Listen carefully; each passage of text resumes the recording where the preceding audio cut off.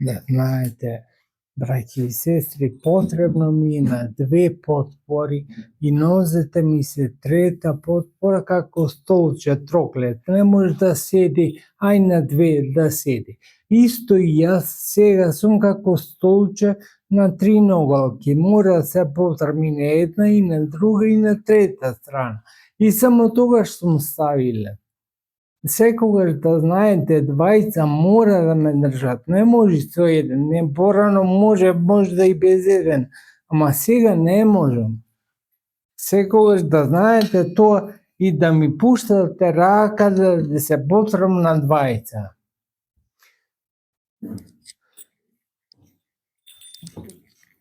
Ајде.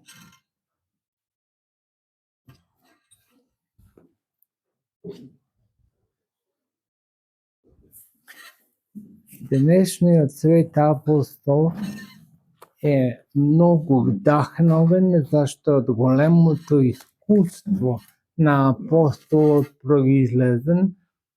Не е, значи, апостол Павле некој кој скоро влегал во верата, туку тој добро ја познаа прво еврејската вера, а потоа христијанската ја запознава и е искусен во животот христијански. Тоа е многу важно, затоа често пати ние одбираме духовен отец, така го нарекуваме, за некој да не води низ духовниот живот, да биде искусен, како што се покажува апостол Павле искусен, зашто ние несигурни во одот во црквата можеме да залутаме. Многу лесно. Вели апостол Павле, Бог и Отецот на нашиот Господ Исус Христос, кој е благословен довека, знае дека не лажам. Каква потреба има да го каже ова? Има потреба да каже дека има совест. Важно му е пред Бога да биде исправен. Луѓето и вака и така може да си мислат дека лаже. Како што веројатно и мислеле, затоа и ја рекол оваа реченица апостол Павле, ама Господ, кој се знае, знаем дека не лажам. И ние христијаните се разбираме по совеста. Затоа е многу важно и порано било така. И сега тие што разбирате така, да има препорачно писмо од некој кому му е докажана совеста за некој друг, за да нема сомнеж во ова дека може некој да лаже. Ако ми потврди еди кој си човек во кој имам доверба дека има совест да не лаже, тогаш ќе го примам ова и кој ми го испраќа тој и за кој ми пишува писмо. Ете, тоа апостол Павле сака да го каже. Во Дамаск управникот на цар Арета го чуваше градот Дамаск со стража, сакајки да ме фати, и преку прозорец под зидот ме спуштија во кош и избегав од неговите раце. Како некој авантуристички филм. Ама гледате, ние христијаните, воопшто и сите луѓе, ама повеќе зборувам за христијаните, сега сме многу досетливи. Како е потребно да се избегне. Можеш апостол Павле да го фати наместникот на царот Арета, да го стави во затвор, ќе ме беше прв пат тоа, ама каква пулза ќе имаше црквата од тоа? Еве, денес го пишува како искуство дека може дури и така да се излезе од градот, значи наместникот или градоначалник, ајде да го земеме сега, го затвора целиот град, го заклучува, тогаш можело лесно, затоа што имала тврдини градовите во главно, и не дозволува да излезе апостол Павле додека не го апси. Ама се сеќава апостол Павле, наоѓа начин да го спуштат во кошница, преку зидот. На најниското место или на некое друго место, не знам, не пишува. Не знам ни јас на кое место го спуштат, ама важно го спуштат и избегнува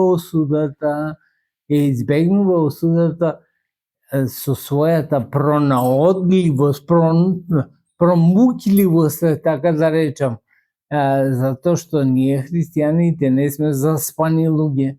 Може, велам, како што и започна претходно, апостол Павле се согласи, ќе го затвореле. А што ќе добиела црквата од тоа? Јас се сеќавам сега, ми даде повод ова, се сетам, кога мене по втор пат ме затвора и малку инеет и мене ми се фати, велам, јас ке се јавам, јас кога сакам, не вие кога сакате да ме однесете во затвор. И датумот беше одреден, јас не мислев да го промашам датумот, ама не да ме однеси полицијата во затвор, туку јас ке си се пријавам доброволно. До тој ден така и може човек да се пријави сам доброволно. И дојде полицијата, ме бара тука, не знам, направи претрес голем, а јас се криев оде по шумата, ќе ме најди никогаш. Затоа што човек што ја познава шумата, тогаш бев и во моќ некаква, не бев како сега инвалид. И може да се кријам и на крај испадна дека се јавив на време, до 3 сатот беше попладното се јави, тогаш работи администрацијата во затвор, ама на крај мене ми се исполни некако душата зашто не го направив тоа што такаше некој на сила да ми го стори. Така се споредувам често со апостол Павле и велам, ниту апостол Павле кај што можеше да избегне насилство, него не остана тука да го покаже насилството некој врз него. Да се фалам не ми е од полза, зашто ќе минам кон видение и откровенија Господови. А колку луѓе сакат да се фалат во живот? Ништо не постигнали, ништо не направили, со ништото се фалат. Погледнете го денеска Facebook. Една трпеза да направат, не знам, го покажуваат јадењето, кој е било и што било, ако било така, апостол Павле не ќе имаше што да, односно ќе имаше многу што да пишува, немаше вакви содржајни работи ќе пишуваше за тоа што е во некој ресторан или во некоја крчма. Сакам да речам дека во времето во кој, не само во времето во кој што живееме, и претходно било така, луѓето сакаат да се фалат и со оно што не го поседуваат, а камоли со оно што го поседуваат. А да го скријат оно што го поседуваат, тоа е доблест. Ете, тоа вели апостол Павле, имам ја со што, ама нема да го направам тоа, има со што се фалам, ама нема да го направам тоа, зашто што ќе добием? Некој од вас што ќе го каже на странците или не знам, на нехристијаните, ќе го пофала заради тоа. Не, може само да му завидуваат. Затоа нема потреба. А луѓето сакаат со тоа да се докажуваат обично пред другите. Знам еден човек во Христос, кој пред 14 години во тело ли не знам, вон тело ли не знам, Бог знае, беше грабнат и одведен на третото небо. Затоа можеме да проповедаме, гледаме те за личности и за главни работи во животот, особено за Господа Исуса Христа, за себе не. Тоа е поуката на апостол. Нема зборувам за себе, ама за другите, кои Господ ги прославил. Јас ке зборувам. Знам еден човек, кој е тој човек, Свети Јован Богослов, сите знаеме сега. Дали преку него дознаваме или на друг начин, дознаваме дека Свети Јован Богослов беше грабнат во тело ли не знае, сосема точно ние до денес знаеме дали во тело отиде на третото небо или вон тело отиде, во духот само. Ама отиде на третото небо и виде и слушна такви работи кои не може да се прераскажат. И знам дека тој човек во тело ли или вон тело, не знам, повторува, Бог знае, беше грабнат и однесен во рајот и дека чул неизречиви зборови кои човек не смее да ги каже. Тоа е некако многу слично ако пратите што се случува со луѓето кои доживеале клиничка смрт, па ќе појдат, ќе видат некои ливади или не знам нешто, и после нема зборови да кажат, ама таму само може да кажат убаво беше, толку убаво што не сакам да се вратам во овој живот. Тоа не е клиничка смрт кај апостол Јован Богослов. Тој го однесува Господ да го види рајот. Ама ако за ова, за клиничката смрт има толку возвишени зборови, колку ли за рајот? Затоа вели апостол Павле, нема што да кажам, нема збор соодветен со кој може да се искаже тоа што се случува во Царството Божјо.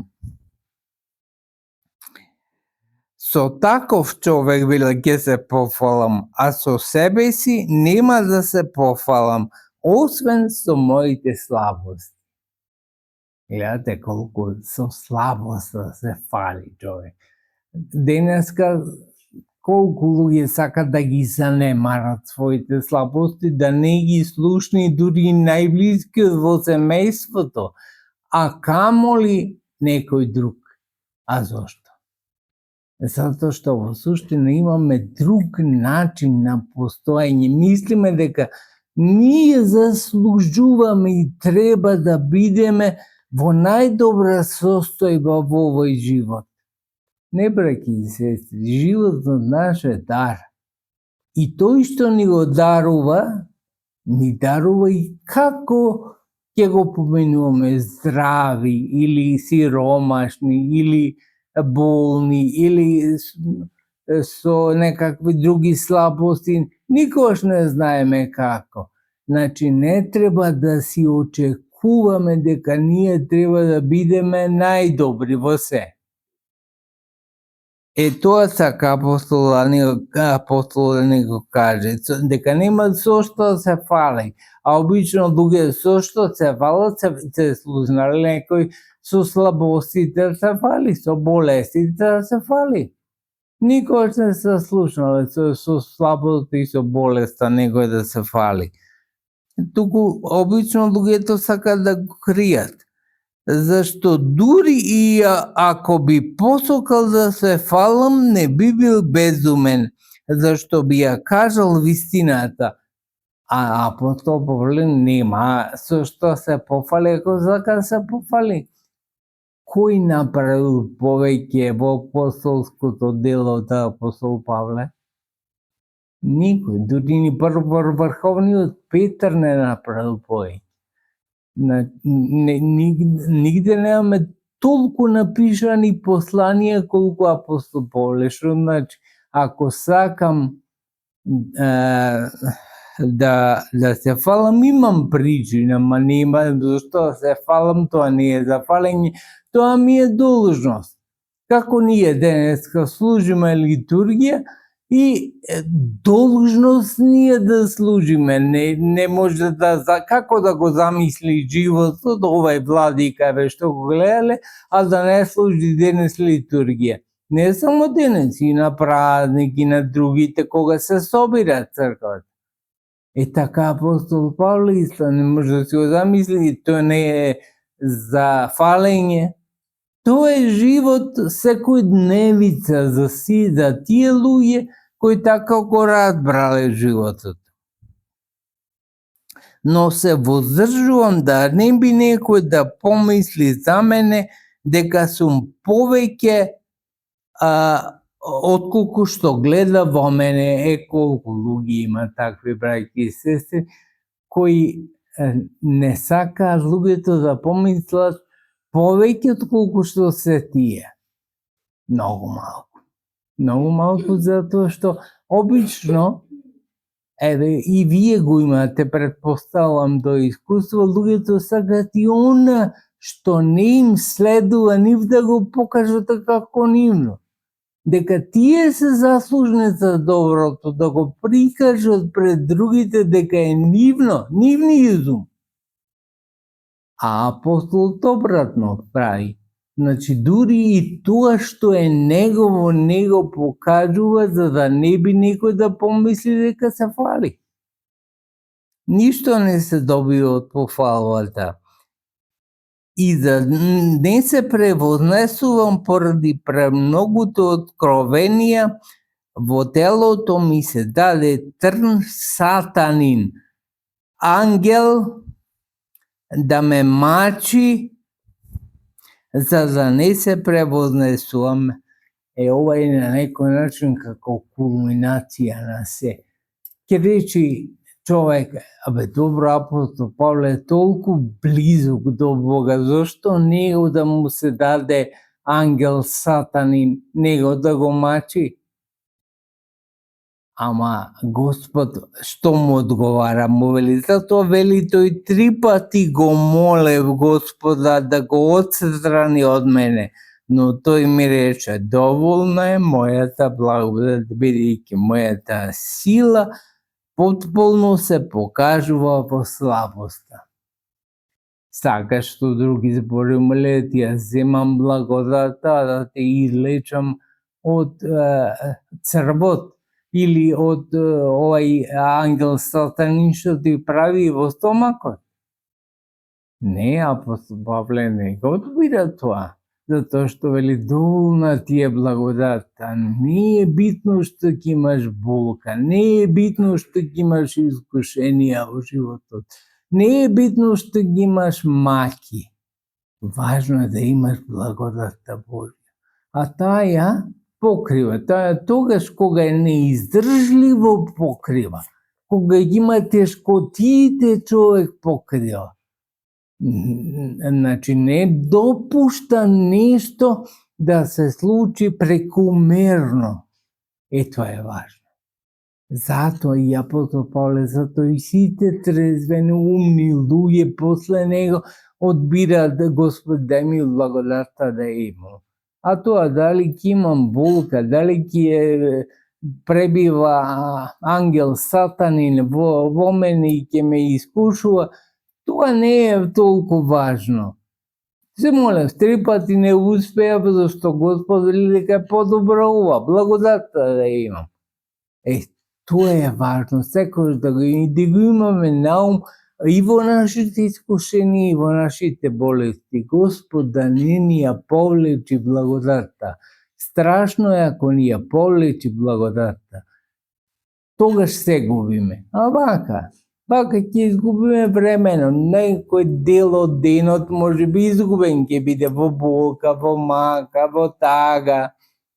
Ама нема цел живот да биде изгубен. Затоа е важно да гледате каква некако спротивна логика има на она како што размислува денешниот човек. Денешниот човек размислува понего, тој би рекол, ти лечи ме сега, после кој знае како ќе биде. Не е тоа вера права, браќи и сестри.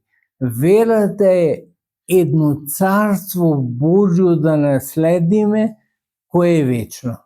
А сега, 100 години оде, мака ќе имаме 100 години, шо се 100 години спрем вечноста. Тоа е право трезвено умие. Тоа е прав поглед во духовноста. И вели, Оттаму од се срце ќе се фалам со своите слабости, за Христовата сила да се всели во мене. Кој е тој што ќе ви каже или ќе се фали со сопствените слабости и ќе излези некој ќе ви каже ма јас не можам ова да го правам, оти сум неспособен, оти имам некакви задршки во телото, во духот, во душата или не знам. Не, ќе сакат да се покажат луѓето повеќе, како што веќе зборувавме. Ама апостолот овде не кажува така, туку вели оттаму од се срце ќе се фалам со своите слабости. Кој се фали со слабостите? Се фали само духовен човек, ќе се фали само апостол Павле. И ќе ги кажува слабостите. Не е тоа фалба, секако дури со жалување може да предизвика кај многумина. Апостол Павле го боли стомагот, не може да се излечи. Ама тоа во суштина е поголемо отколку да се фали. Самите вие ги откривате фалбаџиите и не сакате да се околувате. Затоа што исто како рибарот, што кажува, толкава риба фатив, толку голема, а тоа ни четвртина од неја не фатил. Така исто е да се фалиш со нешто, било што, а тоа не треба да биде, не е слабоста. Со слабоста, вели апостол, ќе се фалам. Браќи и сестри, толку богато искуство, ретко ќе најдеме кај некој човек. Затоа што апостолот како да не спиел, ова искуство не се стекнува, ајде така, од новина на погибел, или не знам, само дење човек да размислува за животот, туку целосно да биде предаден на Бога. Такав е апостол Павле. И такви пораки ни дава што и сите ние можеме да ги провериме во животот и да ни постанат секојдневица. Милоста Божја да биде со вас.